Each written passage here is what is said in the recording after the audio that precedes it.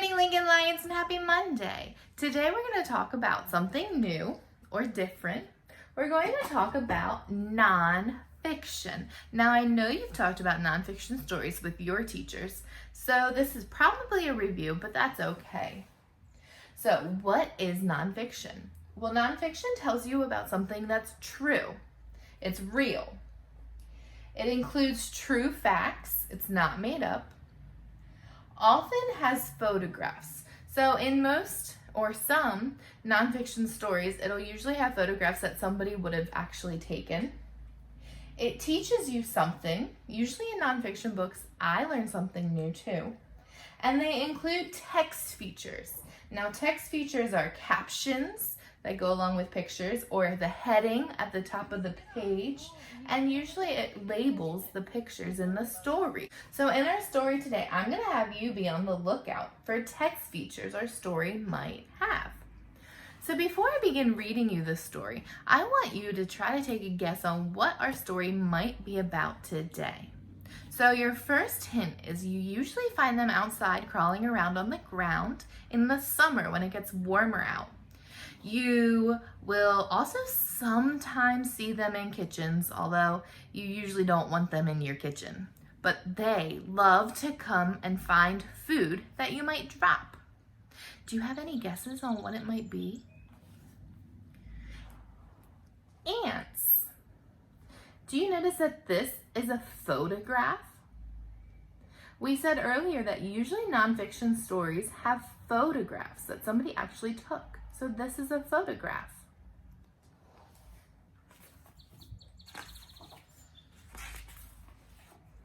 Ants are social insects. They live in communities, just like people do. An ant community is called a colony. The ants in a colony live and work together. Do you notice that this word is bold? This means it's an important word. It's a colony. Do you remember what a colony was? What did I say a colony was when I was reading? Well, a colony is an ant community. So it's where the ants live. And this is a picture of an ant community or a colony. Do you notice it's a real picture? Male ants, a queen ant, and workers live in a colony. Male ants mate with the queen and soon die. The queen spends all of her time laying eggs. Now, I want to show you this. This is called a label. It's telling us that this big ant here is the queen ant. Do you see all the smaller ants down here? So if this is the queen ant, what are these ants maybe? Well, these are probably most likely the worker ants.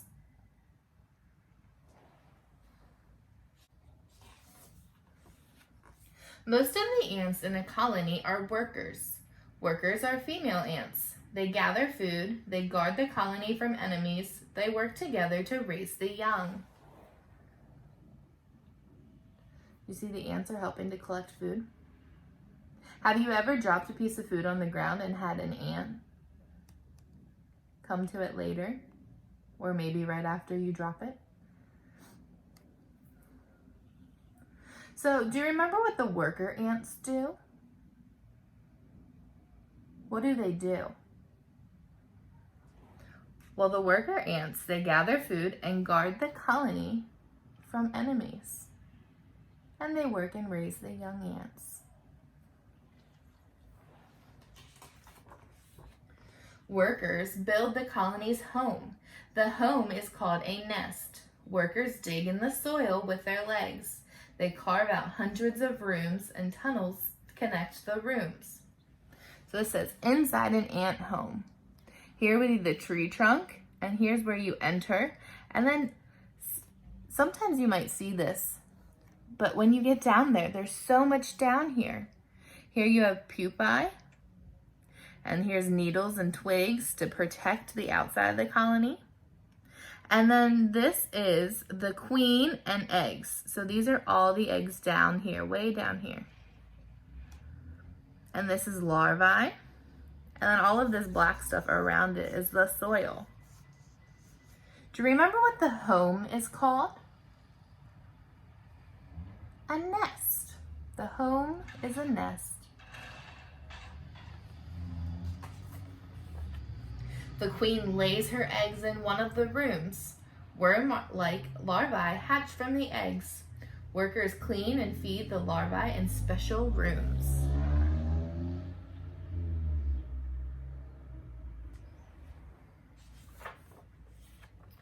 After a few weeks, the larvae stop eating. They turn into pupae.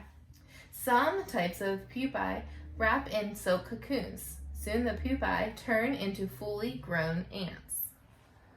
So here's the pupae, and down here's the larva. So the larva is kind of see-through. You can see it. And then the pupae is more solid. You can't see through it.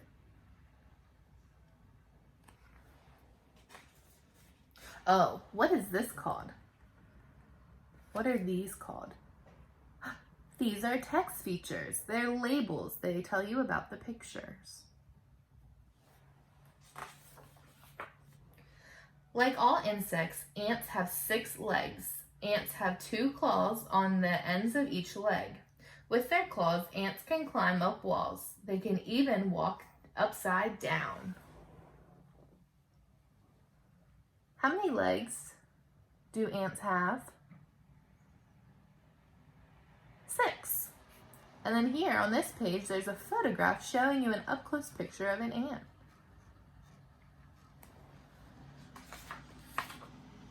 The 2 antennae on the ant's head always keep moving. Ants use their antennas to taste, touch, and smell. Ants use their antenna to find food. And in this picture, you can see the antennas up here. What's one thing the antennas do to help the ants?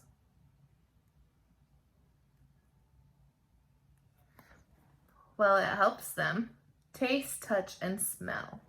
They use it to find food.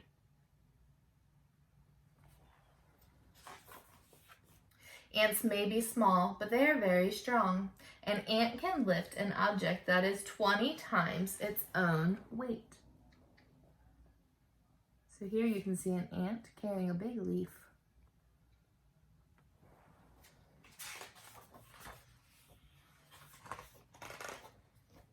Now that's the end of our story, but I want to show you this.